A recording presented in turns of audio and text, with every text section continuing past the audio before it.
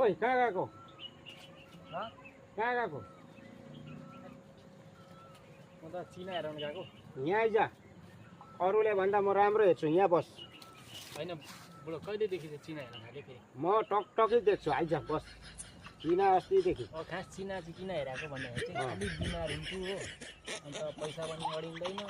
पैसा अडिँदैन अब त्यसो गर म कुन चाहिँ राशि हो हेरिदिनु पर्यो अब राम्रोसँग उत्तरपट्टि घोप्टेर गएको छ तेरो होइन भनेपछि अर्को चाहिँ नक्षत्र उकालो गएको रहेछ फरेस्टपट्टि त्यो चाहिँ चपरासी परिस हो अनि चाहिँ तैँले भनेको सोचेको कुरा पुगेको छैन र त घरमा बिमार भइबस्छस् अब भनेपछि मैले के गर्नु पर्यो अब तैँले चपरासीको काम गर्नु पर्यो